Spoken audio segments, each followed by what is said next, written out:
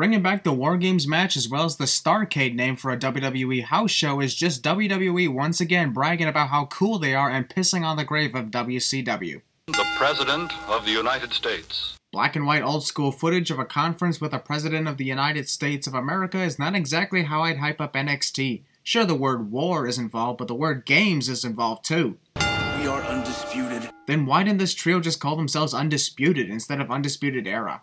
With no roof on the cage, we might as well call this a double steel cage match, despite the ruling against escaping the cage. Matchup is brought to you by Butter because... A professional wrestling match is brought to you by Butter? Did I hear that right? And I know how tough this dude is. Quick question, would wrestlers get disqualified for going into the second ring, or counted out? Honestly, what are the rules in this case? He has proven to be a one-man gang. Haha, I get that reference. Little cringe though. Carried by Ono and wow! Always impressive to see someone Cassius Ohno size perform a kip-up like that. Damn it, that's another Sinner move.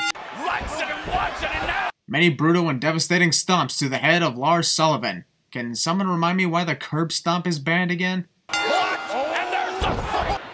It wasn't easy, but... And yet somehow a tombstone piledriver fails almost all the time on the first try, but what looks to be your average back suplex is enough to finish off your opponent in a 5-minute match. I guess wrestlers need to utilize these average moves more often, they just might work. It wasn't easy, but Sullivan vanquishes Cassius! Actually, in an only 5-minute match, it was pretty easy for Lars to defeat Cassius. Treating Ono like Apple software treated the letter I. Like Apple treated the letter I. Okay. Backstage segments with muted microphones. Well, there they are. It took Nigel 8 seconds before he realized that the screens were showing the Undisputed Era. Say my name. So, a majority of the reason as to why this match exists between Alistair Black and the Velveteen Dream is because Velveteen is determined to have Alistair say his name? Did I read that right? Anybody perceive this? Guarantee you thought I was about to place a sin because of Velveteen's music sounding like softcore porn music from the 1980s. But what I'm actually going to sin is the sad fact about the lack of fans on almost an entire side of the arena. I took one look at what Velveteen is wearing on his chest and I'm severely offended. Not kidding. I think it's obvious why. Spinning heel kick, the black mask is in... Skip! Is this the first time I've ever removed a sin for the design on someone's pants? Well, if it is, there's a first for everything. Been a long time since someone was obsessed with his name and people remembering it. Haven't heard something like that since Dolph Ziggler's gimmick of constantly introducing himself 9 years ago. Trained by MMA trainer. Holy crap, Alistair's like a freaking snake with that quickness. How awesome was that counter? Rosa tweets. No denying that was some amazing timing and awesome intimidation from Alistair. Craftiness of Alistair Black and... We're just going to turn this into a dick measuring contest using taunts, aren't we? Were exactly money moves, but they're velvet. Never thought I'd see the day where a wrestler would get so pissed off at his opponent just because he's not watching him show off his body. Velveteen is kick-ass in the ring, don't get me wrong, I'm just saying. Right there. Let's just piss off the Wrestling Sins guy by forcing him to activate the copyright infringement sin. Why not? Velveteen Dream. WWE thinks that just because I didn't see Alistair do Velveteen's taunt, then the copyright infringement sin won't be activated. And they are wrong. Jesus, that's twice in a row I've done that. And this was Velveteen's best match of his career from what the critics are saying? Guess that's not saying much the way things are looking here. That's what Black did earlier. What? At what point in this match did Alistair pose on the ropes, then slide underneath the ropes in that manner? When, Percy? Yeah, the referee's totally going to ask Alistair what Velveteen's name is instead of asking him if he can continue the match. Totally. Percy. How the hell do you expect Alistair to say your name when you got his damn mouth covered? What's my name? At this point, I'm starting to wonder if Velveteen even knows what his name is, and the secret reason to why he keeps asking Alistair and even the referee's name is because he secretly doesn't know himself. Dun dun dun! Burst into the corner, springboard! Sorry, but Velveteen was already falling back before Alistair could connect with the springboard moonsault. Alright, that'll get a couple sins removed. Not too fond of Velveteen, but that was an awesome Death Valley driver with a cartwheel addition to it. And another 2 sins removed. I think I now see why this was his best match. He did more than taunt his opponent all the time. Velveteen Dream. Yep, you heard it right. This was all about saying a freaking name. 2 simple words. But hey, it's no big deal, so might as well get it over with, right, Alistair? The NXT NXT Women's Fantastic Four? For one thing, these 4 women are not even in a stable together, and their performances don't suck either. That one moment when Nikki Cross's theme is just a high-pitched and more upbeat version of Sanity's theme. Honestly, was thinking that Alvin and the Chipmunks made this song or something. Finn Balor was the longest reigning male. Haha, the cameraman tripped, or dropped his camera. Either way. Is brought to you by... Skip! Almost everybody said Peyton Royce. Which will make WWE decide to not let that happen, as usual. And speaking of Twitter... Yeah, speaking of Twitter, no one cares what's trending. Who is going to take over the NXT Women's Division? Wah, wah. And Kyrie! Alright, after the many Sin videos that I put in this statement, it might as well become a cliche now. Wrestler watches opponent for enough length of time to counter or move out of the way, but decides not to cliche. Sane ducks under the clothesline. We interrupt NXT WarGames to bring you Armageddon 2008. With a beautiful break. Technically, Nikki kicked out before Kairi Sane interfered, especially considering she took all the time in the world to break up the pinfall. Same with an Alabama slam. Peyton Royce is technically in the cover on Nikki following that Alabama slam, so why the hell isn't the referee counting? Do your job, you idiot! From down under, ready to poise. Both Peyton and Nikki are just standing around, obviously waiting for Ember Moon to do something. Problem for Ember is she takes too long posing on the top rope and makes the standoff look awkward. And our newest NXT Women's Champion. Newest NXT Women's Champion? That only makes sense if there was a new champion recently. And this is the first time we've seen a new NXT Women's Champion crowned since April 2016. So the word newest doesn't make much sense to use in this case. Pretty good idea for Asuka to be the one handing the NXT Women's title over to Ember Moon. One of the few passing of the torch moments that actually didn't piss me off somehow. Remember was Ember Moon. Okay, now we just got ruined by that second hug. Kevin Owens, this is the most notice that anyone will give me out of these 2 nights over this weekend face. Why is it that you've been avoiding Andrade? Actually, I guarantee Drew McIntyre completely forgot that Andrade Cien Almas was around here, considering his major downfall over this past year before Brooklyn. Seeing Drew wear a kilt is very appropriate for his heritage, though I wonder why he wasn't wearing it at Brooklyn, especially considering the NYPD pipes and drums were present too. I have one word to describe Drew McIntyre. SAWFT soft? Hashtag if you want to get in on the conversation. Really? That's the hashtag you're promoting? Hashtag if you want to get in on the conversation? Well, that is just weird. Just don't be a Twitter troglodyte. Don't be a Twitter troglodyte. So basically you'd rather we spend our time on Twitter during this match instead of being old-fashioned and actually watching the match instead. Well, this sin is me giving you the bird. Hard hitting affair already, no feeling, no process. You can't do that. What are you talking about, Percy? What Andrade is doing on the ropes is not illegal, so yeah, he can do that. Up he goes.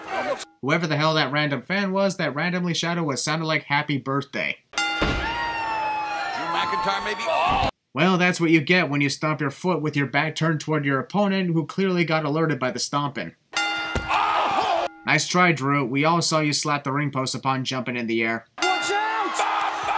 Picture perfect moonsault, especially from the angle of the camera. Great job. Get it.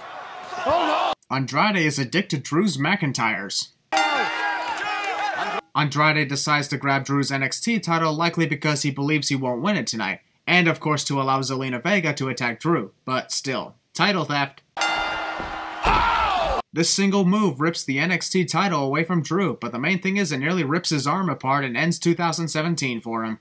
But I'm still removing 5 sins because Andrade definitely deserved this title victory after everything he got put through over the years in NXT. Also, ladies and gentlemen, the WWE Sins have made history. For the first time ever in a 2017 WWE pay-per-view Sins video, the 10 sin penalty has not been activated at all for 10 chants during countouts. Likely because they were barely even a whisper tonight. And it's kinda obvious that there won't be an option for it in the upcoming WarGames match, so dock off 10 sins for the end of the 2017 undefeated streak for the 10 sin penalty. Now we're about to bear witness to... With the red and blue lights and the siren going off while the cage is lowering, I will give this another sin remover. Great hype to the WarGames match. Inside separate shark cages. Oh my god, WWE's weird fetish for shark cages continue. Got nothing against pinfalls qualifying in this match, though it does take a lot of the torturous nature out of the WarGames match by having that as an option for victory. At least when WCW did it, you win by submission or knockout, which gave it more intensity and torture. Roderick Strong is basically like Luke Skywalker when he was wearing a Stormtrooper outfit. I can't see a thing of this helmet. Rest rest of the teams in their shark cages. I don't know what to sin more here. Adam Cole attempting to run away from the competition despite this obviously having no way out, or both Eric Young and Roderick Strong pulling the attack the villain in a 2-on-1 situation during a triple threat cliche. Decide. We're a minute in, might as well stall time by standing around. We can't win early on anyway. Oh, Adam Cole. Adam Cole is an idiot. Officially Adam Cole. Adam is a dick to Eric Strong's and Roderick Young's. Wait, I said that wrong. So Cole, the veteran, just... In a triple threat between Adam Cole, Eric Young, and Roderick Strong, Mauro Ranallo lists Adam as the veteran, despite that he first wrestled in 2008. Compare that to Eric debuting in 1998 and Roderick debuting in 2000. How is Adam the veteran in any way compared to the other two? This match is still not official. Except for the fact that the bell rang 7 minutes ago. You also can't win the Elimination Chamber until all wrestlers are in the ring. Does that mean the match is not official yet? Or the Royal Rumble isn't official until number 30 enters? Come on, fellas, get some damage done. Nigel's cheerleading. I call bullshit. All the lights were still on Sanity, whereas the main spotlight shut off for the Authors of Pain. It should be Sanity's turn to enter the match. How funny would it have been if Akam and Razar had pulled Kyle O'Reilly out of the cage and onto the floor outside after opening the door, thus forcing the Undisputed Era to forfeit the match. Missed opportunity for a hilarious moment. Again, not an official match yet. Seriously, shut the hell up with that! That's the 4th time in 2 minutes that you've reminded us of that. And I know that because I've been watching the countdown clock. The pain! Bobby Fish didn't even get hit whatsoever when Roderick was thrown into the other wrestlers. Hell, he wasn't even tripped by a fallen wrestler either, making his fall much more unnecessary. And Sanity looks to... I am removing 5 sins for Killian Dane's epic idea of bringing in as many weapons as possible prior to entering the cage. Sanity are the only team. Kyle O'Reilly somehow hasn't gotten fined or legit suspended for breaking the rules against chair shots to the head. WWE has a strict policy against that. Oh, where's he going? Where else can Bobby go, aside from crashing into the garbage can? Killian fiddling around with a lock on the cage door for about 10 seconds. Key swallowing. And here he is! The key! Wah wah. Killian! Killian is a dick to his own partners. I must admit, the person I was impressed with the most in this WarGames match was Killian Dane.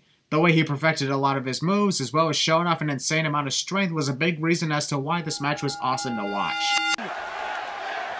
And then they both ended up going into the opposite rings and missing each other along the way. Well, the Authors of Pain are... O'Reilly breaking it up. That wasn't Roderick, that was Kyle who broke up the pinfall with the chain. How can you confuse Kyle with Roddy in any way? Right here! Where'd he come from? Where do you think Eric came from, Percy? But that's the mentality of WarGames. That's what It's a good thing that the crowd chanted use the tables because those tables have been lined for Gone in the Ring for the past 12 minutes. I bet the wrestlers completely forgot they were there. Strike by Roderick Drug. Who the fuck is Roderick Drug? Bacho Ranallo is really on fire here tonight. I try to separate people. Eric rolling over Alexander Wolf and potentially giving him more pain, especially since Alexander is lying on the steel platform connecting the 2 rings. All 9 competitors! Actually, 8, because Adam is not involved in this double German suplex powerbomb combo. It's Adam Cole, baby! Please don't ever say that again, Nigel. Oh! The Authors of Pain are dicks to Adam's Coles.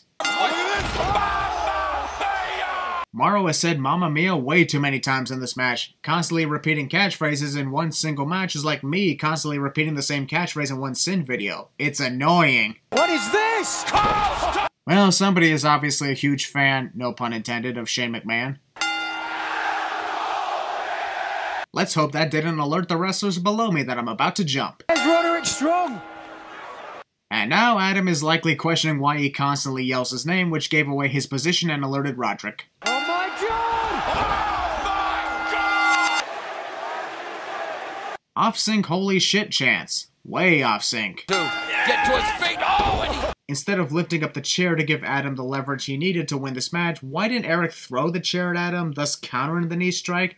This match was awesome, but it ends on a stupid decision to block a knee with a freaking steel chair, which makes the pain all the more worse. Adam Cole has the Undisputed Era! Isn't Adam also part of the Undisputed Era? Why announce his name separately from the Undisputed Era as if he's not even part of the stable at all? I find this perfect that when the match ends, literally everyone is lying on the ground as if they were dead. Shows the reality of real-life war. Everybody, even the winners, lying on the ground, dead. And since this match kicked ass along with this ending scene, here's another 15 sins removed. still on the floor. This is quickly becoming one of the most annoying phrases I ever heard in the WWE.